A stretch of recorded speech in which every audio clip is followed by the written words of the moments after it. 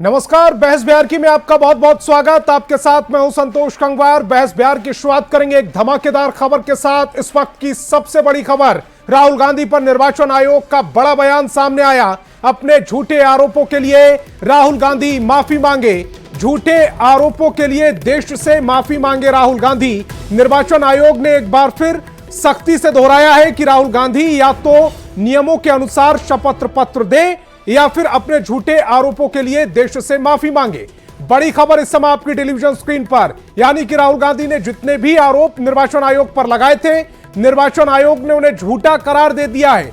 राहुल गांधी पर निर्वाचन आयोग ने साफ तौर पर कहा है कि अपने झूठे आरोपों के लिए राहुल गांधी माफी मांगे।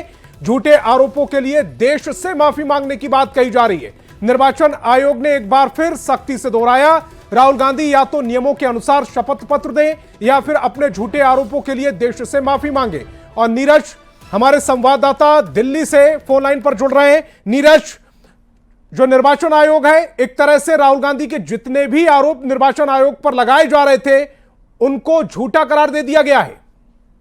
देखिए, न्यूज 18 बिहार पे अभी इस वक्त की बड़ी खबर आपको बता रहे हैं कि एक तरफ बिहार में एसआईआर चल रहा है तो दूसरी तरफ राहुल गांधी ने मतदाता सूची में गड़बड़ियों का आरोप चुनाव आयोग पे लगाया था। चुनाव आयोग पहले भी कह चुका है कि राहुल गांधी अपने आरोपों को लेकर शपथ पत्र और उसके बाद चुनाव आयोग कार्रवाई करेगा, यानी जांच करेगा। लेकिन अब तक राहुल गांधी की तरफ से कोई शपथ पत्र या हलफनामा नहीं दायर किया गया, इसलिए चुनाव आयोग ने एक बार सख्ती से दोहराया है कि राहुल गांधी या तो हलफनामा या शपथ पत्र दाखिल करें, नहीं तो पूरे देश से झूठे आरोपोों के लिए माफी मांगे। तो चुनाव आयोग का कहना है कि राहुल गांधी का आरोप झूठा है और इसलिए वो माफी मांगे और या तो शपथ पत्र दाखिल करे। एक तरफ एसआईआर और दूसरी तरफ मतदाता सूची को लेकर राहुल गांधी और कांग्रेस पार्टी लगातार चुनाव आयोग पे हमलावर है। और आपको याद होगा कि 11 तारीख यानी आने वाले सोमवार को कांग्रेस और इंडिया गठबंधन के लोग जो है संसद से चुनाव आयोग के दफ्तर तक मार्च करेंगे। और इसके अलावा उसी दिन कांग्रेस पार्टी की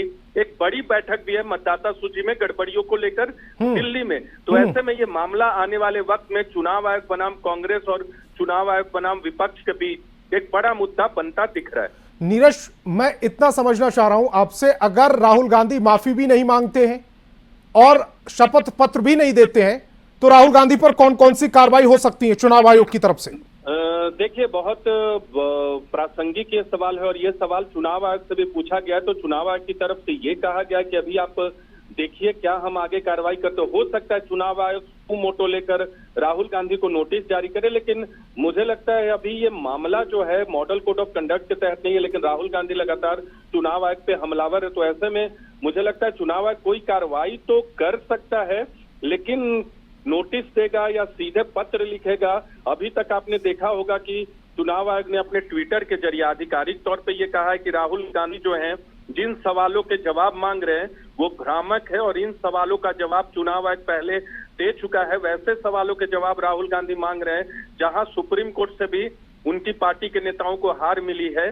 तो कांग्रेस पार्टी और राहुल गांधी पे चुनाव आयोग इसलिए हमलावर है क्योंकि राहुल गांधी अपने दावे और आरोप को लेकर हलफनामा नहीं दे रहे। ऐसे में आपने कहा कि क्या कार्रवाई कर सकता है चुनाव आयोग? नोटिस दे सकता है। इस पूरे मामले को चुनाव आयोग कोर्ट में ले जाएगा, इस बात की अभी गुंजाइश और उम्मीद कम है। लेकिन एक बात साफ है, चुनाव आयोग के मूड से मुझे लगता है, चुनाव आयोग के अधिकारियों की बातचीत से मुझे लगता है कि इस मसले पर चुनाव आयोग आने वाले वक्त में कोई टफ स्टैंड लेगा। सख्त स्टैंड चुनाव आयोग आगे ले सकता है। नीरज, आप हमारे साथ जुड़े, आपका बहुत बहुत शुक्रिया।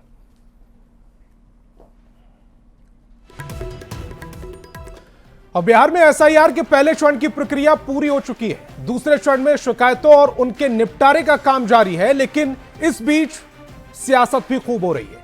केंद्र में नेता प्रतिपक्ष राहुल गांधी से लेकर बिहार में नेता प्रतिपक्ष तेजस्वी यादव तक रोज निर्वाचन आयोग की भूमिका और एसआईआर की प्रक्रिया पर सवाल उठा रहे हैं। निर्वाचन आयोग की बीजेपी से मिली भगत की बात कह रहे हैं, तो दूसरी ओर निर्वाचन आयोग भी सभी आरोपों का बखूबी जवाब दे रहा है।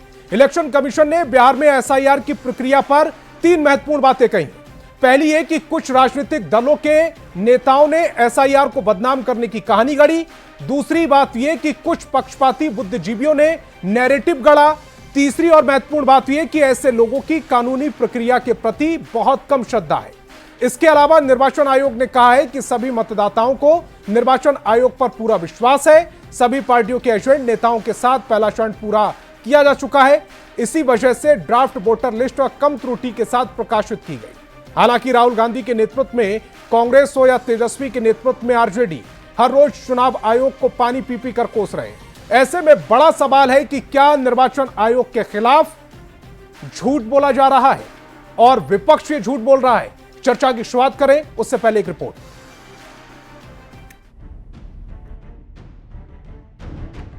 बिहार में विशेष गहन पुनरीक्षण यानी एसआईआर को लेकर सियासी गतिरोध थमने का नाम नहीं ले रहा है। वोटर लिस्ट रिवीजन के विरोध में दिन पर दिन सियासी बवाल बढ़ता ही जा रहा है। इस बार आरजेडी के राज्यसभा सांसद मनोज झा के बयान पर बवाल मच गया है। शनिवार को राष्ट्रीय जनता दल के सांसद मनोज झा ने निर्वाचन आयोग के खिलाफ तीखी टिप्पणी की और नसीहत दी कि चुनाव आयोग को पहले के आयुक्तों को देखकर फैसला लेना चाहिए, वरना इनकी हालत बांग्लादेश के चुनाव आयुक्त की तरह हो सकती है। कि माननीय चुनाव आयोग को अपने प्रेडिसेसर को देखना चाहिए, पहले चुनाव आयुक्त को, फिर फैसला लें। नहीं तो बांग्लादेश के चुनाव आयोग की जो हालत हुई थी उसी दिशा में चीजें जा रही हैं। दरअसल पिछले दिनों बांग्लादेश के 2 पूर्व मुख्य चुनाव आयुक्त को गिरफ्तार कर जेल में डाला गया था। इनके खिलाफ चुनाव में धांधली कर सत्ता पक्ष को फायदा पहुंचाने और साजिश के तहत विपक्ष को हराने का आरोप था। अदालत में पेशी के दौरान पूर्व चुनाव आयुक्त को जूतों से भी पीटा गया था। लोगों ने जूतों की माला पहनाकर ऊपर अंडे फेंके थे। मनोज झा इसी घटना की ओर इशारा कर रहे हैं, जिसका समर्थन कांग्रेस भी कर रही है। आयोग एसआईआर पर दाएं बाएं झांकने के बजाय स्पष्ट शब्दों में ये क्यों नहीं बताता कि वोट की चोरी कर रहा है। इस तरह की कड़ी टिप्पणी को लेकर सत्ता पक्ष विपक्ष पर हमलावर है। आरजेडी को बीजेपी और जेडीयू चेतावनी दे रहा है कि धमकाने वाली सियासत अब नहीं चलेगी, क्योंकि अब जंगल राज नहीं है। और अब ये धमकाने वाली प्रवृत्ति खत्म कर लें आप। अब यहाँ राजद की जंगल राज वाली सरकार नहीं है, यहाँ पे जनता की चुनी हुई भारतीय जनता पार्टी के सहयोगियों की एनडीए की सरकार है। वैसे जिनका 2-2 इपिक नंबर है मांगा था, लेकिन राजद सहित अन्य कोई दल के नेताओं ने इलेक्शन कमीशन को अभी तक कोई नाम नहीं सुझाया है। एसआईआर के विरोध को लेकर निर्वाचन आयोग ने भी टिप्पणी की। आयोग का कहना है कि कुछ राजनीतिक दलों के नेता कहानी गढ़ रहे हैं, कुछ पक्षपाती बुद्धिजीवी नैरेटिव गढ़ रहे हैं, जबकि ऐसे लोगों की कानूनी प्रक्रियाओं के प्रति बहुत कम श्रद्धा है। बिहार के सभी मतदाताओं को निर्वाचन आयोग पर पूरा विश्वास है, तभी तो सभी पार्टियों के एजेंट और नेताओं के साथ मिलकर पहला चरण पूरा किया गया और यही वजह है कि ड्राफ्ट वोटर लिस्ट कम त्रुटि के साथ प्रकाशित हुई है। हालांकि निर्वाचन आयोग ने किसी का नाम नहीं लिया है, पर उसका इशारा किसकी ओर है ये लोग बखूबी समझ रहे हैं। पटना संवाददाता संजय कुमार, दिल्ली संवाददाता नीरज कुमार के साथ ब्यूरो रिपोर्ट न्यूज़ 18। तो सीधे आज के सवालों पर आते हैं। आज बहस बिहार की में हम पूछने वाले हैं, क्या इलेक्शन कमीशन के खिलाफ विपक्ष झूठ बोल रहा है? सवाल यह भी पूछा जाएगा कि क्या एसआईआर को बदनाम करने की कोशिश हो रही है? सवाल यह भी पूछेंगे, क्या इलेक्शन कमीशन के खिलाफ नैरेटिव गढ़ा जा रहा है? क्या मतदाता पुनरीक्षण पर भ्रम फैलाया जा रहा है? और इलेक्शन कमीशन के खिलाफ झूठ बोलकर विपक्ष को क्या फायदा होगा? तो चलिए मेहमानों से सीधे आपका परिचय कराते हैं। सत्ता पक्ष से बीजेपी प्रवक्ता नीरज कुमार, जेडीयू प्रवक्ता नेहोरा यादव और एलजेपी रामविलास के राष्ट्रीय प्रवक्ता धीरेन्द्र कुमार मुन्ना जी हमें ज्वाइन कर रहे हैं। तो वहीं विपक्ष से आरजेडी प्रवक्ता चितरंजन गगन, कांग्रेस प्रवक्ता सौरभ सिन्हा और वीआईपी के प्रवक्ता और पूर्व पुलिस अधिकारी मोहम्मद नुरूहु दोहा जी भी हमें ज्वाइन कर रहे हैं। सभी मेहमानों का बहुत बहुत स्वागत। मेरा पहला सवाल चितरंजन जी आपसे, बिहार में एसआईआर को लेकर चुनाव आयोग ने 3 महत्वपूर्ण बातें कही हैं। पहली बात, कुछ राजनीतिक दलों के नेता कहानी गढ़ रहे हैं। दूसरी बात, कुछ पक्षपाती बुद्धिजीवी नैरेटिव गढ़ रहे हैं। तीसरी बड़ी बात, ऐसे लोगों की कानूनी प्रक्रिया के प्रति बहुत कम श्रद्धा है। आपकी पहली प्रतिक्रिया। संतोष जी, चुनाव आयोग की भूमिका किस रूप में है अब यह बताने की जरूरत नहीं। जो सवाल उठाए जा रहे हैं उसका जवाब नहीं देकर एक पॉलिटिकल कीट के रूप में यह बयान दे रही है। सवाल है कि जो सवाल उठाया गया उसका जवाब उसको देना है। तो जो अब तक जो सो भाजपा और जनता दल यू के नेता इलेक्शन कमीशन के तरफ से बोल रहे थे, आज उनका बयान देख लीजिए। उनका बयान लिख लीजिए कि मैंने किस ढंग से यह भाषा इलेक्शन कमीशन की यह भाषा है, क्या यह जो है सो संवैधानिक संस्था की यह भाषा है जिसको जो है सो पूरे देश में निष्पक्षता पूर्वक चुनाव करवाना है, उसकी भाषा है। चित्ररंजन जी, आप किसी पर चोरी का आरोप लगा रहे हैं। नहीं, संतोष जी, और वो भी संवैधानिक संस्था पर। आप कह रहे हैं कि वोटों की चोरी हो रही है और इसका फायदा बीजेपी को दिया जा रहा है। तो आप तो चुनाव आयोग और बीजेपी दोनों को लपेट रहे हैं एक ही बार में, और आप कह रहे हैं बीजेपी इस पर ना बोले, चुनाव आयोग इसका जवाब दे। संतोष जी, आप सवाल कीजिए तो जवाब सुनने का धैर्य रखिए। सर जवाब तो मैं सुन रहा था। जवाब देने के पहले दूसरा काउंटर सवाल आप कर देते हैं। खैर ठीक है, वो भी चलेगा। तेजस्वी जी ने जवाब दे दिया। उसके बाद जिस चिट्ठी को आपने ट्वीट पर डाला वो आपका ऑफिशियल चिट्ठी न था, आप उसको सार्वजनिक रूप से ट्वीट पर डालते हैं। एक बार आपने डाला, कल डाला, परसों डाला, फिर आज उसको डालते हैं, जबकि उसके पहले आपको जवाब मिल चुका। तो यह क्या दर्शाता? हमने 65 लाख मतदाताओं का नाम आप 6 महीना में काट देते हैं। मैं मानता हूं, राजनीतिक दल मानते हैं कि भाई जो है सो आपने जब डाटा दिया है कि 65 लाख मतदाताओं का नाम इसमें नहीं है, हटा दिया गया है, तो 22 लाख लोग मृत हैं। मैं मानता हूं कि बताओ ना भाई, 22 लाख मृत कौन है? नाम देने में उनको क्या आपत्ति है? कौन लोग हैं जिनका नाम डबल है? कौन लोग है जो शिफ्टेड है? कौन लोग है जो ट्रेसलेस है? तो क्यों नहीं बता रही है? उसका समय होता क्यों नहीं रही है?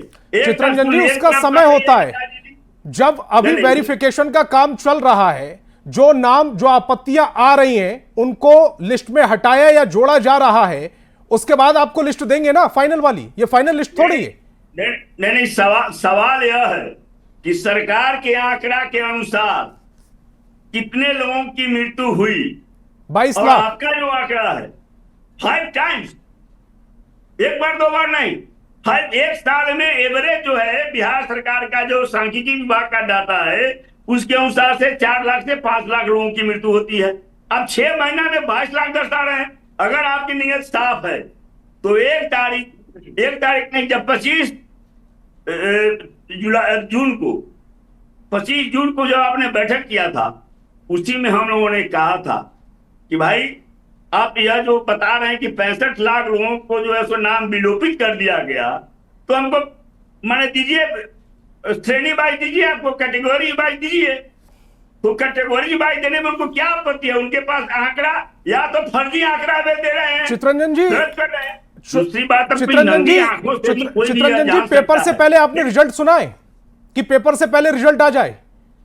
नहीं, पेपर से पहले रिजल्ट नहीं, मैं कह रहा हूं कि और सामने आप अजीब बात कर रहे हैं। अभी नाम जोड़ने और हटाने का, जिसके नाम अगर नहीं जुड़े हैं उस लिस्ट में, वो ऑब्जेक्शन करके अपना नाम उस लिस्ट में डलवा सकते हैं। आप कह रहे नहीं, लिस्ट पहले दे दें आपको। संतोष जी, अगर इलेक्शन कमीशन पॉलिटिकल पार्टी के रूप में बिहेव करना चाहती है तो वह, उसकी हिम्मत है कि वह जो है सो दस्तावेज, वह जो है सो शपथ पत्र दाखिल करके कहे कि उसके मतदाता सूची में कोई त्रुटि नहीं है।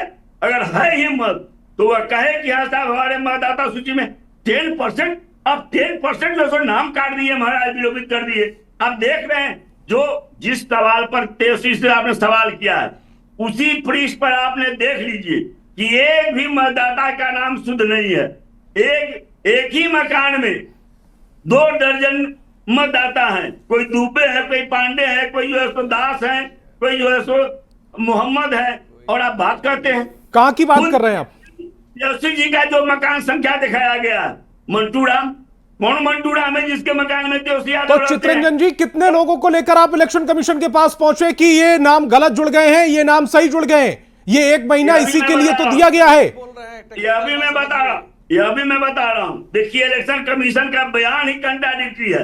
एक तरफ कहती है कि पॉलिटिकल पार्टी से कोई हमको जो सब तक एक भी वाद नहीं आया, एक भी कंप्लेन नहीं आया। दूसरी तरफ आज उनका बयान देख लीजिए, राजनीतिक कार्यकर्ता निचले स्तर पर उनको सहयोग कर रहे हैं, बीएलए उनको सहयोग कर रहे हैं। तो बीएलए किसका है? बीएलए इलेक्शन कमीशन का नहीं है, वो पॉलिटिकल पार्टी का इन्हीं है। बीएलए ने तो ये लिस्ट करवाई है, बनवाई है। आपको लिस्ट पर भी भरोसा नहीं है, यानी कि आपको बीएलए पर भरोसा नहीं है। ठीक है नीरज जी, जवाब दीजिएगा। गलत, बीएलए की कोई भूमिका नहीं रही है। इलेक्शन कमीशन ये कह रहा है कि राहुल गांधी अगर माफी नहीं मांगते हैं, इलेक्शन कमीशन, ठीक है चित्रंजन जी, चित्रंजन जी, नीरज जी, इलेक्शन कमीशन ये कह रहा है कि राहुल गांधी माफी नहीं मांगते हैं तो उन पर कार्रवाई की जाएगी। कब तक होगी ये कार्रवाई?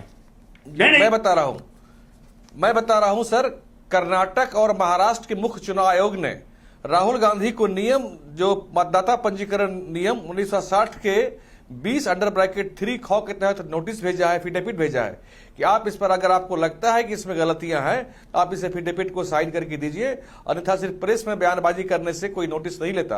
प्रेस में, मीडिया में बहुत सारी बातें बोली जाती हैं, क्या उस पर कोई मुकदमा चलता है? शपथ पत्र पर राहुल गांधी की, अरे सुन लीजिए साहब, अरे सुन, आप बोल रहे थे, मैं सुन रहा था, ये आरजेडी का कल्चर मत दिखाइए। तो राहुल गांधी जी को अपने विश्लेषण पर भरोसा नहीं है, इसलिए वो डर रहे हैं, और डर के, अरे चित्रंजन जी शांत रहिए ना, क्या तरीका है? चित्रंजन जी, मेरे पास बहुत सारे मेहमान हैं आज, मुझे सबको बराबर समय देना है। शांत रहिए चित्रंजन जी। तो इन्होंने इस तरह से भ्रम फैलाने का काम किया, और इनको खुद अपने आरोप पर इनको भरोसा नहीं है, विश्लेषण पर भरोसा नहीं है, इसलिए इस डर से ये साइन नहीं कर रहे हैं। और राहुल गांधी जी ने साहब क्या बयान दिया था वहां पर कि मैं चुनाव आयोग के कर्मचारियों को, अधिकारियों को यह धमकी देता हूं कि अगर मैं सत्ता में आ गया वापस तो मैं इन सबसे मैं बदला लूंगा।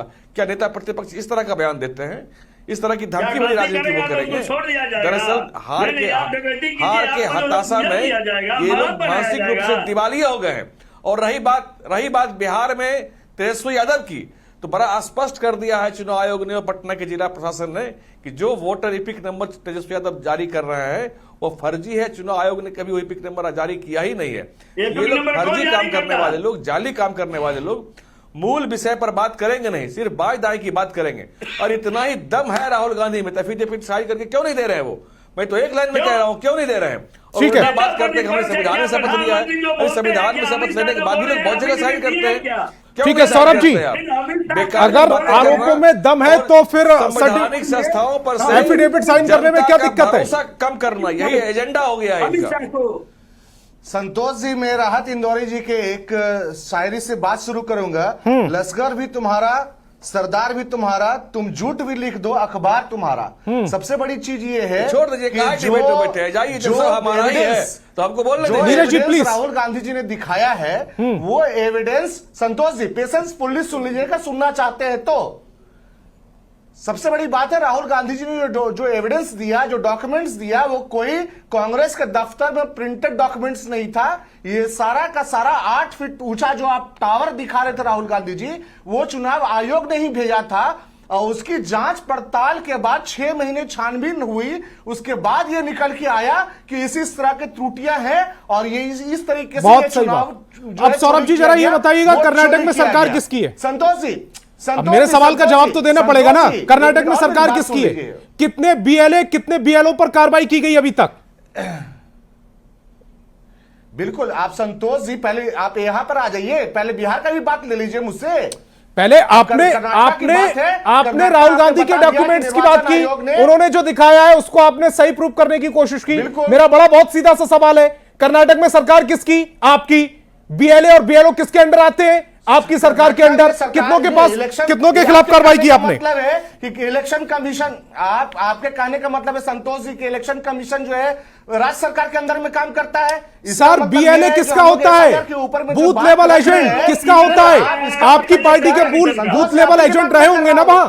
आप ही की बात मैं कर रहा हूं संतोष जी, संतोष जी आप ही की बात मैं कर रहा हूं। आपका कहने का मतलब है कि अगर राज्य सरकार के अधीन में बीएलओ और चुनाव आयोग आते हैं तो बिहार में भी जो हो रहा है कि एक घर में 240 वोट निकल रहे हैं, एक घर के अंदर में पुनपुन के अंदर में जो है आपको 45 लोग हैं, कोई खातून है तो कोई पांडे है तो कोई यादव है, कोई सिंह है। इस तरह की डॉक्यूमेंट्स आ रहे हैं खुद आपके चैनल पे।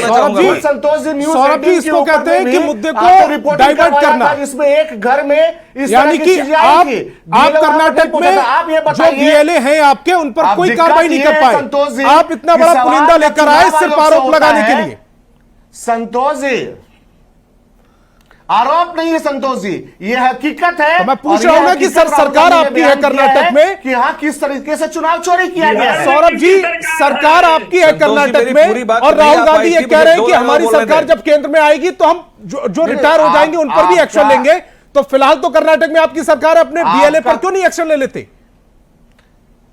वहां से शुरुआत करिए। बिल्कुल एक्शन होगा, आप चिंता मत करिए संतोष जी, इतना टाइम नहीं लगता है, निश्चिंत रहिए, इतना टाइम नहीं लगता। ठीक है, चुनाव आयोग कोई राज्य न्योरा सरकार यादव के जी को अंतर्गत स्क्रीन पर लेकर आए, जेडीयू प्रवक्ता। संतोष जी, मैं 2 लाइन बोलना चाह रहा हूं। नीरज जी अपने अपने समय पर, सब आज मेहमान मेरे पास बहुत हैं, अपने अपने समय पर बात को रखिएगा। न्योरा जी, कुछ कुछ गड़बड़ियां तो सामने आ रही है बिहार में, इससे तो मुंह नहीं मोड़ा जा सकता। नहीं संतोष जी, गड़बड़ियों पर चर्चा होगी, उसके पहले जमीनी हकीकत पर मैं चर्चा करना चाहता हूं। उसके पहले जरा चितरंजन जी से हाथ जोड़ के निवेदन करते हैं, पुराने मित्र हमारे, जरा मुझको बोलने देंगे, जरा हाथ जोड़ के आपसे निवेदन करते हैं। तो उसके पहले मुझको अफसोस है कि मनोज झा जैसा विद्वान आदमी, मैं तो विद्वान ही मानता था, कि भारत की तुलना बांग्लादेश से कर दिया इन्होंने। आने पता नहीं इनका भी संस्कार आरजेडी में रहने से संस्कार धीरे धीरे इनका भी बिगड़ गया है। तो ये विद्वता पर जो हमारा विश्वास था आज कहीं ना कहीं टूटा है। हाँ, मैं जमीनी हकीकत पर आ रहा था संतोष जी, मैं किसी क्या गलत है क्या सही है उस पर चर्चा होगी, लेकिन सबसे पहले मैं ये कहना चाहता हूं 2024 के लोकसभा चुनाव की जो समीक्षा वोटों का हो रहा था, उसमें भारत निर्वाचन आयोग ने द्वारा निर्धारित कार्यक्रम के अनुसार पूरे देश में कार्यक्रम के अनुसार जो जिले के निर्वाचन अधिकारी हैं, सारे मान्यता प्राप्त पॉलिटिकल पार्टियों के जिला अध्यक्षों की बैठक बुलाई। अब बैठक बुलाकर सीडी और हार्ड कॉपी वोटर लिस्ट को दिया और कहा कि अवसर है 1 महीना, इसको आप जांच कर लीजिए, कहाँ छूटा है, कहाँ किसको हटाना है, कहाँ गलतियां हुआ है, ये सलाह दीजिए। अब बीएलओ को जिम्मेदारी दिया गया कि प्रत्येक दिन बूथों पर आप नाम जोड़ने का काम, नाम काटने का काम, या और भी जो प्रक्रिया है, गलत वोटर चढ़ाए वैसे लोगों का नाम राय लेकर के आप बताइए। नहीं किया इन लोगों ने, सारे मान्यता प्राप्त पॉलिटिकल पार्टी। तो लोकसभा चुनाव या 1 साल के चुनाव के बाद जो आज सवाल उठ रहे हैं, राहुल गांधी जी उठा रहे हैं, यह मुझको आश्चर्य लगता है। जिस समय दायित्व का निर्वहन करना था आपके पार्टी को, उस समय आपने नहीं किया। देखिए संतोष जी, मैं जरा मुझको बोलने दीजिए जी। मैं संतोष जी, जिस मीटिंग की बात नेहरा जी कर रहे हैं, उस मीटिंग में चुनाव आयोग ने किसी भी जिला अध्यक्ष को, किसी भी पार्टी के जिला अध्यक्ष को ये नहीं बोला कि हम SIR करवाने जा रहे हैं। ये गलत बयानबाजी नेहरा जी बंद कीजिए टीवी के ऊपर में, पूरी राज्य की जनता देख रही है और आने वाले चुनाव में आपके हर गलत चीजों का हिसाब आपको देना पड़ेगा। सिन्हा साहब, न्योरा जी बहुत आराम से अपनी बात को रखते हैं, अगर आप उनको इंटरप्ट करेंगे वो अपनी बात नहीं रख पाएंगे। वो किसी को डिस्टर्ब नहीं करते और वो पसंद भी नहीं करते कि कोई उनको डिस्टर्ब करे। उनकी लगभग बात पूरी हो चुकी, आप बीच में उनको इंटरप्ट करेंगे वो अपनी बात नहीं रख पाएंगे। न्योरा जी, नहीं, हमारा समय संतोष जी ने ले लिया इन्होंने जी। मैं चुनावी प्रक्रिया में कई वर्षों तक लगातार शामिल रहा, चाहे बूथ एजेंट से लेकर के चाहे तमाम चीजों पर। देखिए, आज जो सवाल उठा रहे हैं, तो पहले हमने कहा कि प्रत्येक पार्टी के कार्यकर्ता जो वार्ड स्तर पर, पंचायत स्तर पर, प्रखंड स्तर पर हैं, जब वोटर लिस्ट आते हैं पार्टी को तो उसको चेक करता है, संशोधन करता है। दूसरी बात मैं कहता हूं, वोट पोलिंग के दिन हर पॉलिटिकल पार्टी के पोलिंग एजेंट हुआ करते हैं।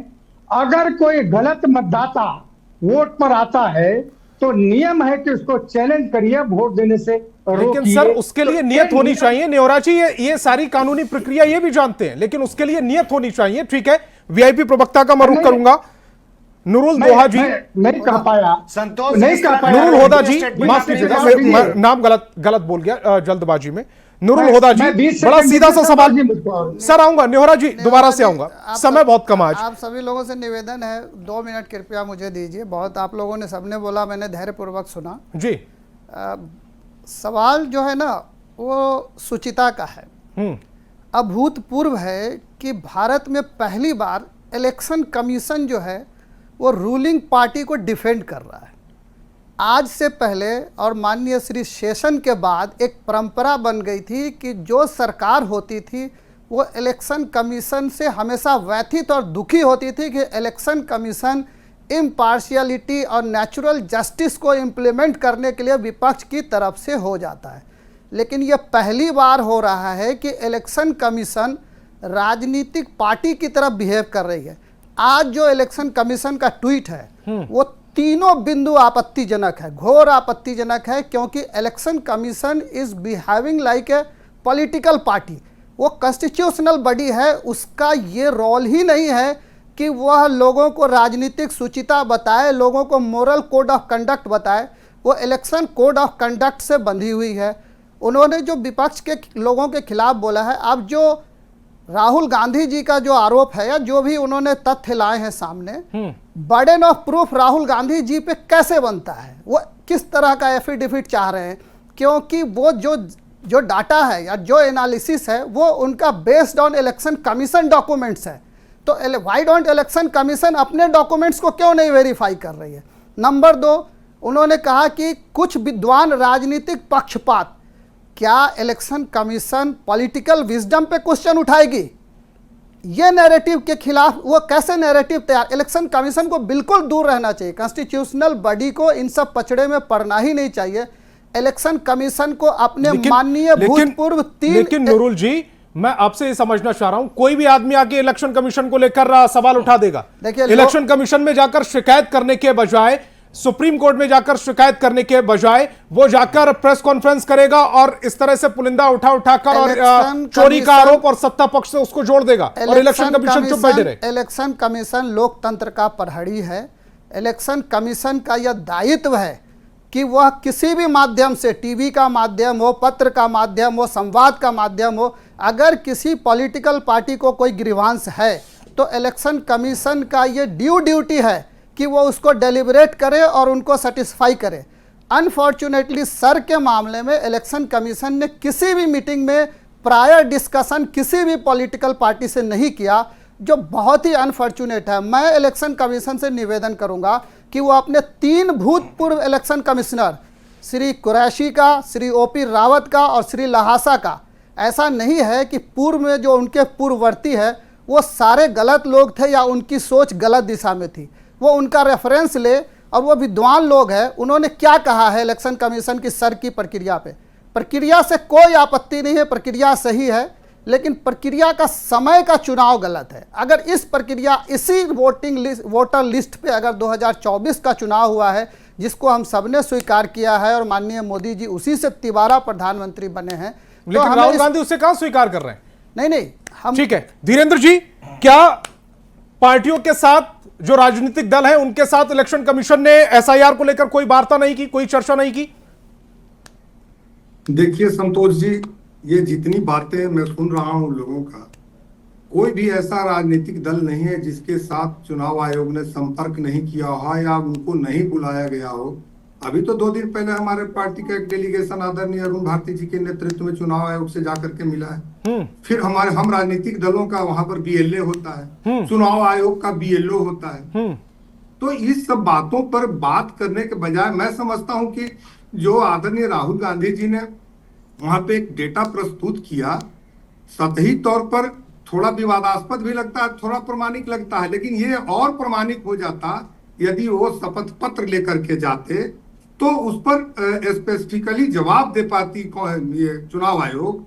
लेकिन ये तो एक नैरेटिव फ्रेम करना चाह रहे हैं, इसको कहीं ना कहीं राजनीति करने का। अभी जो बोल रहे थे कि चुनाव आयोग नैरेटिव चलाना चाहता है, चुनाव आयोग जो है अलग हट के काम कर रहा है, लेकिन आपने भी कभी नहीं देखा होगा कि किसी राजनीतिक दल के द्वारा इस तरह से टीवी पर आकर के और नैरेटिव चलाने का काम अपने ही संवैधानिक संस्थाओं पर आरोप लगाना, ये लोकतंत्र को किस तरह से मजबूत करने के लिए ये लोग काम कर रहे हैं, इंडिया गठबंधन के लोग, ये मुझे अभी तक समझ में नहीं आ रहा है। उसमें कई भ्रामक बातें, अभी इन्होंने कहा है कि एक ही आदमी 3 जगह वोट देता है, लेकिन जब उसका फैक्ट चेक होता है तो बैंगलोर में जो वोट करता है बेचारा उत्तर प्रदेश का रहने वाला है, वहां कभी उसने वोट नहीं किया है। तो कैसे, कोई प्रामाणिकता है नहीं। अगर इनके पास प्रामाणिकता है भी तो शपथ पत्र चुनाव आयोग मांग रहा है, वो इत्मीनान से देना चाहिए, वो ये देना चाहते नहीं है। और भाषा फिर देख लीजिए, इन्हीं के राजद के द्वारा क्या आरोप लगाया जाता है कि बांग्लादेश के जैसा हाल हो जाएगा कहीं। अरे भाई, ये कौन सा समाजवादी विचार की पार्टी है? ये तो भाषा उग्रवादी वाली बोल रही है। आप अपने चुनाव आयोग को, अपने ही लोगों को भड़काना चाहते हैं, ये टोटल नैरेटिव चलाना चाहते हैं। और बिहार के लोग जो है, किन्हीं पर आप देखिएगा कि किसी राजनीतिक दल ने आपत्ति नहीं उठाई है, इंडिविजुअल तो किसी ने नहीं उठाई है। और अगर कहीं त्रुटि 10% 2% अगर हुआ भी होगा तो इंडिविजुअल ने अपना आपत्ति दायर किया है, लेकिन किसी राजनीतिक पार्टी के द्वारा तो नहीं किया गया है। लेकिन जिस तरह से ये लोग वोट चोरी का आरोप लगा रहे हैं, संतोष जी आप बताइए ना कि वोट चोरी करने वाले 2 इपिक नंबर रखने वाले किस दल के नेता टीवी पर आकर चार्ज किए हैं? बताइए चित्ररंजन जी, आपत्ति जताने आप गए नहीं और टीवी पर बैठकर आप कह रहे हैं कि वोट चोरी हो रही है, और फिर बांग्लादेश से आप तुलना कर रहे हैं भारतीय इलेक्शन कमीशन की, और आप कह रहे हैं कि इलेक्शन कमीशन मुंह से ले बैठे रहे। संतोष जी, मैं अपने पार्टी की ओर से इलेक्शन कमीशन के साथ होने वाले हर बैठकों में मैं शामिल रहा हूं, आज से नहीं, लगभग समझिए कि 20 वर्षों से। और यह जो आप कर रहे हैं, देखिए 25 जून के पहले जब ये नए मुख्य चुनाव आयुक्त आए, इन्होंने एक सिलसिला शुरू किया कि मैं पॉलिटिकल पार्टियों के साथ डिस्कशन करूंगा। पॉलिटिकल पार्टियों के यहाँ चिट्ठी भेजे, पॉलिटिकल पार्टी का उनसे टीम उनसे जाकर मिलता था, नाम सेंक्शन करते थे, स्वीकृति देते थे, लोग जाके मिला भी। हम लोगों को तो समय नहीं मिला, लेकिन और लोग गए और गए, कहीं किसी से चर्चा उन्होंने नहीं की। मैंने 24 जून के पहले तक, जब संक्षिप्त पुनरीक्षण के बाद जो मतदाता सूची का प्रकाशन हुआ, उसके बाद भी लगभग महीना में एक बार मीटिंग होती थी इलेक्शन कमीशन के साथ, कभी कोई चर्चा नहीं हुई। 25 जून को जो बैठक बुलाई गई, हम खुद समझे कि शायद उसी ढंग से होगा, अपना मैंने मतदाता का नाम जोड़ना है, हटाना है, इसी पर बातचीत होगी और बूथ जो बढ़ाने की बात थी वह होगी। जब वहां पर जाते हैं 19 पेज का डॉक्यूमेंट दिया गया और उसमें वह मामला आया सामने 25 जून को कि आज से शुरू है। 25 जून को शाम को 4 बजे बैठक होती है और कहा जाता है कि आज से यह प्रक्रिया शुरू है। मैंने पूछा कि जो आप बूथ बनाए हैं नए, वहां पर बीएलओ आपके हैं? नहीं है, अब बनाए जाएंगे। आपने डीएम के साथ मीटिंग किया? नहीं किया, कल मीटिंग होगी डीएम के साथ। यह स्थिति है, शुरू हो गया 25 जून को और उसके बाद जो है डीएम का मीटिंग करते हैं आप 26 जून को। 25 जून को जानकारी दी गई। उसी समय वहां से निकलकर मैंने अपने नेता आदरणीय तेजस्वी जी को खबर किया कि ऐसी ऐसी बात है, यह 11 डॉक्यूमेंट नहीं संभव है कि मतदाताओं के पास हो। और उसके बाद महागठबंधन ने तत्काल, ठीक है चित्ररंजन जी, उस पर हमने बहुत लंबी बहस की है 11 डॉक्यूमेंट्स पर। ऐसा तो है नहीं कि बिहार में किसी के पास बैंक अकाउंट नहीं होगा, वो भी उसमें है। नीरज जी जल्दी से जवाब दीजिएगा। इनका जवाब दीजिए। 65 लाख मतदाताओं का ये आरजेडी, चित्ररंजन जी जरा शांत हो जाइए। नहीं, आपसे जब हम मांग चित्ररंजन जी जरा शांत हो जाइए कृपया। वो भी देगी, इलेक्शन कमीशन कह रही है वो भी देगी। जैसे और मैं चाहता हूं कि आपकी इज्जत करूं, आप जरा जैसे सत्यापित हुए हैं। देखिए आरजेडी, अब जो चुनाव आयोग, अरे खाली हल्ला करने आते हैं क्या चित्ररंजन जी? आप कर दिया। ठीक है नीरज जी, अपनी बात को रखिएगा जल्दी से। चित्ररंजन जी समय कम है, सभी मेहमानों के पास जाना है, सबकी अपनी अपनी आपत्तियां हैं। जानबूझ के हल्ला करते रहेंगे। देखिए आरजेडी और कांग्रेस जो एक नैरेटिव सेट करना चाहती है, आरजेडी और कांग्रेस जो एक नैरेटिव सेट करना चाहती है कि एक ही मकान नंबर पर कोई पांडे है, कोई ये है। इनको मालूम होना चाहिए कि यह जो चुनाव आयोग जो मकान नंबर देता है वो नगर निगम की तरह नहीं होता है, वह ग्रुप ऑफ हाउस का होता है। हर चीज में ये लोग जनता में भ्रम फैलाते हैं, गलत नैरेटिव फैलाते हैं। या तो अरे आप तो पढ़े लिखे हैं, आपके तेजस्वी के विषय हमको नहीं मालूम है कितने वो समझदार है। आपस में नहीं, आपस में नहीं जा रहा, समय जाया नहीं, बात कर रहा हूँ। नीरज जी अपनी बात को रखिएगा, सौरभ जी इसके बाद आ रहा हूँ। सौरभ जी आप न्यूज 18 के नगर निगम के तरह मकान का नंबर नहीं होता है, उसकी प्रक्रिया अलग होती है, उसकी प्रक्रिया अलग होती है। 70 लोग हैं, चुनाव आयोग ने कहा गलत है। चुनाव आयोग ने कहा है जब उस घर में के साथ कि महिला ने बोला कि कोई बीएलओ यहाँ नहीं आया था, कागज मंगवा करके दे दिया गया, मंगवा लिया गया, उसको दूर किया जा रहा है। जो जीवित है उनका नाम काट दिया गया, मृत में डाल दिया गया। अरे राहुल गांधी जी ने जिस परिवार का नाम लिया, आपके उस अपने 8 फीट लंबे, मैं दिखा भी दूंगा आपको। सौरभ जी जो मृत था उसका नाम वोटर लिस्ट में था, वो आज भी जिंदा वोटर। सौरभ जी, नीरज जी एक मिनट, नीरज जी एक मिनट, बात ये है सौरभ जी जो मृत था वो, हाँ मृत था, उसका नाम वोटर लिस्ट में था, और उसी के लिए ये 1 महीने की प्रक्रिया है कि अगर कोई गलत नाम जुड़ गया है उसको हटवाना है, जो छूट गया है। ऐसा भी नहीं है कि सबका नाम जुड़ गया होगा, ठीक है, लेकिन जो मर गए हैं 6 साल पहले। सौरभ जी मेरे सवाल को सुनिएगा, नाम उस लिस्ट में था। सौरभ जी मेरे सवाल को सुनिएगा, रिपोर्ट किया है, आपके लिए स्पेशल डेटा लेकर आया हूं मैं। इसका मतलब है कि आप अपने रिपोर्ट को नहीं मानते हैं। सौरभ जी आपके लिए स्पेशल डेटा लेकर आया हूं, सुनिएगा। आप वोट चोरी का आरोप आप लगा रहे हैं ना, आपके लिए स्पेशल डेटा लेकर आया हूं। जरा महाराष्ट्र में आप वोट चोरी का आरोप लगा रहे थे, सीट नंबर 149 बुमराह कलवा, वोट बढ़े 41, जीत हुई एनसीपी पवार की। सीट नंबर 137 वोट बढ़े 37,000, जीत हुई समाजवादी पार्टी की। अरे सौरभ जी सुनिएगा तो, कम से कम बात तो सुनिएगा। मैं तो डेटा के साथ आपसे बात कर रहा हूं। हमारे जो जिला अध्यक्ष है खेड़ आनंदी, सीट नंबर 197 वोट बढ़े 23,000, शिवसेना यूटीवी का यहां पर कैंडिडेट जीता। सीट नंबर 96 वोट बढ़े 15,000, शिवसेना यूटीवी का कैंडिडेट जीता। सीट नंबर 245 वोट बढ़े 15,000, एनसीपी पवार गुट का यहां पर कैंडिडेट जीता। और ये सीट नंबर 57 वोट बढ़े 23,000, कांग्रेस का यहां पर कैंडिडेट जीता। ये वोट चोरी कैसे हुई? फिर विधानसभा का डेटा निकाला। अगर इलेक्ट्रॉनिक रोल, अगर इतना ही आपत्ति नहीं है तो इलेक्ट्रॉनिक रोल क्यों नहीं इलेक्शन कमिशन दे रही है?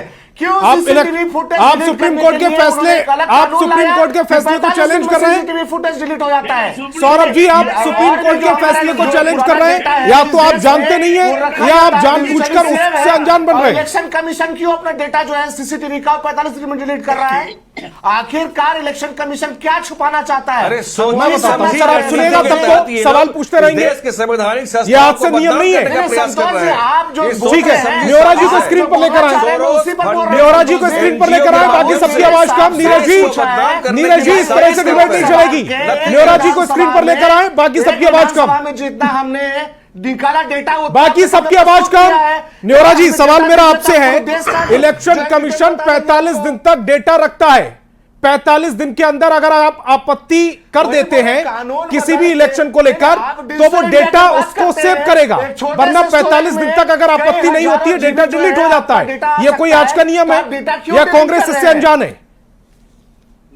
अभी हाल फिलहाल में जो है नियम बदला। सौरभ जी आवाज, सौरभ जी की आवाज बंद। जरा चुप तो कराइए संतोष जी इनको। जो इलेक्शन कमीशन का ट्वीट पढ़ के सुनाते हैं संतोष जी, मैं उन चीजों पर आऊंगा।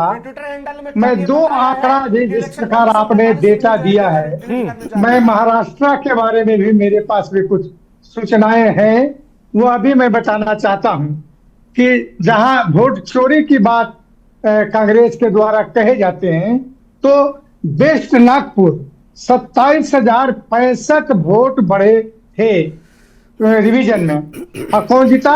कांग्रेस। नॉर्थ नागपुर 29,348 वोट जुड़े, कौन जीता? कांग्रेस। बड़का गांव मेरी पुणे 50,911 वोट बढ़े, कौन जीता? एनसीपी शरद। आप सिर्फ एनसीपी शरद एक पार्टी को का डेटा नहीं बता सकते हैं। मलार देश के 38,625 कांग्रेस जीता। ऐसे कई कैसे जुड़े? अरे भाई इनको चुप करिए, कराइए संतोष जी। वो नहीं हो रहा है चुप, ये दोनों आवाज डाउन करा दी, उसके बावजूद वो लगातार बोले जा रहे हैं। आप इलेक्शन कमीशन के प्रवक्ता है, तो आप ये भी बताइए कि 70 लाख से 1 करोड़ लोग जो महाराष्ट्र में नए जोड़े गए, वो कैसे जोड़े गए? ये पहली बार जोड़े गए, उसका डेटा भी सुना दूं आपको सकते हैं सौरभ जी, उसका डेटा भी सुना दूं। नेवरा जी, 2004 में 98,89,000 जोड़े गए थे, 2009 में 98,45,000 जोड़े गए थे, तब बीजेपी नहीं थी। 2014 में 77,27,000 जोड़े गए थे, 2019 में 63 लाख जोड़े गए थे। भाई ये भी तूने संतोष जी, आप इतना कमाल, आप अपने समय पर बोलिएगा। राज्य की जनता के एक घर में 70 नेवरा जी जल्दी से अपनी बात को रखिएगा, मेरे पास समय कम है, मेरे पास बाकी संतोष जी, ये देखिए बाकी सबकी आवाज कम, सिर्फ नेवरा जी की आवाज ऊपर। मैं दूसरा डेटा देता हूं, किस तरह नैरेटिव बिहार और देश में गढ़े जाते हैं, मैं उसी आंकड़े पर बोलता हूं। तेजस्वी ने कहा यहां कि दलितों और मुसलमानों का वोट काटे जा रहे हैं। ये देखिए किस तरह नैरेटिव बिहार में गढ़े गए। दलितों और मुसलमानों के मन में भय पैदा करने के लिए कहा कि ये वोट काटे जा रहे हैं, जो डिवीजन हो रहा है। लेकिन मैं 2-3 जिलों का बात चर्चा करता हूं। भोजपुर, जहां 24.93% दलित है। भोजपुर वोट कितना कटे वहां? 8.59। सिर्फ दलित का नहीं, सारे धर्म सारे जातियों का कुल मिलाकर वोट उतना कटे हैं। औरंगाबाद, अरे महाराज जी बोलने तो दीजिए। औरंगाबाद 24.10% दलित पॉपुलेशन है, वहां वोट कितने कटे? 8.30। 2 ये उदाहरण दिया, और भी है, हम समय आपका नहीं लेंगे। सिर्फ मुस्लिम में हम 2 उदाहरण देना चाहते हैं। किशनगंज 67.98% मुस्लिम पॉपुलेशन है, वोट कितना कटे? 11.82, जिसमें सारे धर्म सारे जाति का। दूसरा है कि पूर्णिया, जहां 38.46% पॉपुलेशन है, वहां वोट कटे 12.8। तो यह जो नैरेटिव बिहार और देश में ये जो अपोजिशन के माध्यम से गढ़े गए हैं, गढ़े जा रहे हैं, जनता इससे बात ठीक है समझती है। नूरुल जी को स्क्रीन पर लेकर आए। नूरुल जी, बड़ा सीधा सा सवाल है जो नैरेटिव गढ़ा जा रहा है इलेक्शन कमीशन के शब्दों में, मेरे शब्द नहीं, इलेक्शन कमीशन के शब्दों में जो नैरेटिव गढ़ा जा रहा है, इससे विपक्ष को क्या फायदा होगा? मैं धीरेंद्र जी और नीरज जी से अनुरोध करूंगा कि क्या पूर्व में भारत के इतिहास में अगर इलेक्शन कमीशन से किसी राजनीतिक दल ने कोई प्रश्न पूछा है तो क्या उससे शपथ पत्र मांगा गया है? अगर कोई उदाहरण है तो आप मुझे बता दीजिए, मैं सरे तस्लीम आपके। यह पहली बार 1960 में इस तरह से मुझे जी मैं एक मिनट में आ रहा हूँ, दूसरा फिरोज जहांगीर घेंडी के पुत्र इस देश को कलंकित कर दूसरा इस देश के संविधान को कलंकित कर रहे हैं। शपथ पत्र। और इसी बीच बड़ी खबर आ रही है, तेजस्वी यादव ने का नहीं मिला है जवाब, निर्वाचन अधिकारी को जवाब नहीं मिला है। सूत्रों के हवाले से बड़ी खबर है, तेजस्वी का जवाब अभी तक नहीं सौंपा है। सूत्रों के हवाले से बड़ी खबर, तेजस्वी यादव को नोटिस भेजा गया था, लेकिन तेजस्वी यादव ने अब तक 2 एपिक नंबर और जो फर्जी मतदाता जो कार्ड था उसको लेकर जो उनको नोटिस भेजा गया था, उस पर अब तक जवाब नहीं दिया गया है। थोड़ी देर पहले यह दावा किया जा रहा था कि जवाब दे दिया गया है, लेकिन जवाब नहीं दिया गया है। ठीक है धीरेन्द्र जी, अपनी बात को जल्दी से कंप्लीट कीजिएगा। मैं कह रहा हूं कि election commission has put the wheel back. आप देखिए, कई आरोप लगाए, उसमें से एक और उन्होंने कहा था कि हाउस नंबर 0 निकलता है, लेकिन यही आदरणीय लालू प्रसाद जी, संतोष जी कहा करते थे कि बैंक पकड़ने वाले, घोंघा पकड़ने वाले, कई ऐसी घुमंतु जातियां, 17 लाख लोग हैं इस देश में, तो क्या उनको अपने देश के भाई को मताधिकार से दूर रखा जाए? उनका कौन सा हाउस नंबर? वो आदरणीय राहुल गांधी जी के जैसा वो सोने का चम्मच लेकर के लुटियन जोन में हाउस नंबर उनके पास नहीं उपलब्ध है, लेकिन मत से उनको दूर रखा जाए क्या? और अगर देखिए मैं कह रहा हूं कि ये शपथ पत्र वाली बात कह रहे हैं, तो अगर उसी विधानसभा क्षेत्र के होते राहुल गांधी जी, संपत्ति दान में दी है जिसके ऊपर में आप बोल रहे हैं। जब ये कहीं दूसरे जगह से है तो इनको शपथ पत्र देना होगा, ये कानूनी रूप से बाध्यता है, लेकिन बावजूद इसे समय पर सवाल उठाते हैं, कहते हैं कि ये उसको आप सुनिए पहले बात, जिससे आप बात सुनना नहीं चाहते हैं। क्या फायदा मिलेगा, बीच में इंटरप्ट करके क्या फायदा मिलेगा, समय उनका भी जाएगा आपका भी जाएगा। मैं कहता हूं कि देखिए ये लोकतंत्र के खतरा बता करके नैरेटिव फ्रेमिंग करना चाहते थे, यही इनका एटम बम नहीं था, ये एटम भ्रम था। देश और लोगों को, बिहार के लोगों को भ्रम फैलाना चाहते हैं, क्योंकि सत्ता के लिए संघर्ष करना होता है, सर्कस नहीं। और ये लगातार इंडिया गठबंधन सर्कस में विश्वास कर रहे हैं। नूरुल जी आपकी बात अधूरी रह गई थी, प्लीज अपनी बात को मैं ये कह रहा हूं कि इलेक्शन कमीशन ने ये तो कहते पुट द व्हील बैक, फिर से शुरुआत कर दी है। आप ये बताइए, जो थर्ड आइटम इलेक्शन कमीशन जो अपने ट्वीट का कह रहा है कि संविधान में आस्था कुछ लोगों की कम है, तो अगर भारत का कोई नागरिक संविधान में आस्था कम रखता है तो इलेक्शन कमीशन को उन नागरिकों को चिन्हित करके उनके ऊपर मुकदमा होना चाहिए, क्योंकि संविधान में आस्था रखना ये तो राष्ट्रद्रोह का विषय है। तो क्या इलेक्शन कमीशन की भाषा दुरुस्त है? ये काम इलेक्शन कमीशन का नहीं है ना कि वो किसी पर तो कार्रवाई करे या नहीं करे। दो इपिक नंबर रखना वैध है। 2 इपिक नंबर पे भी मैं आता हूं। आप ये बताइए कि भारत में जो बायोमेट्रिक सिस्टम है, आप बायोमेट्रिक सिस्टम समझते हैं? और किस लिए ये मैं इसलिए कह रहा हूं कि पुट द व्हील बैक। आपने क्या किया? आपने आधार लाया, बायोमेट्रिक लाया, आपके आंखों की पुतलियां ली गई, आपका फिंगरप्रिंट लिया गया। Fingerprint, no one in world can match the fingerprint of one to another. किसी एक व्यक्ति का फिंगरप्रिंट किसी अन्य व्यक्ति से विश्व में नहीं मिल सकता। वो ये कह रहे हैं कि इलेक्शन कमीशन का कहना है कि वोटर आईडी कार्ड उनकी तरफ से जारी नहीं किया गया है। ठीक है चित्रंजन जी, फिलहाल अभी तक तेजस्वी यादव की ओर से माफी नहीं मांगी गई। आपकी प्रतिक्रिया बहुत जल्दी शॉर्ट में। संतोष जी, पहली बात यह कि अमित शाह कल बोले कि घुसपैठियों के बल पर यह सरकार बनाना चाहते हैं। 65 लाख में कई वो घुसपैठिया पकड़ाया है इलेक्शन कमीशन। मैं तेजस्वी यादव पर आपसे सवाल पूछ रहा हूं सर। नहीं, सुन लीजिए। मैंने अभी स्टार्टिंग में कहा था कि जो लेटर आज से 2 दिन पहले इन्होंने ट्वीट किया, जवाब मिलने के बाद में आज जो है सो शाम को जो है सो फिर 5 बजे वो है पत्र जो है सो ट्वीट किया जाता है। मंशा उसी जगह थी।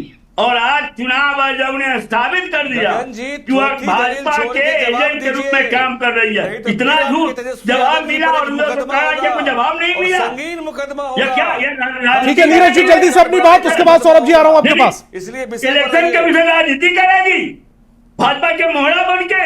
और बिहार नीरज जी आप भाजपा का मोहरा नहीं बन रही इलेक्शन कमीशन।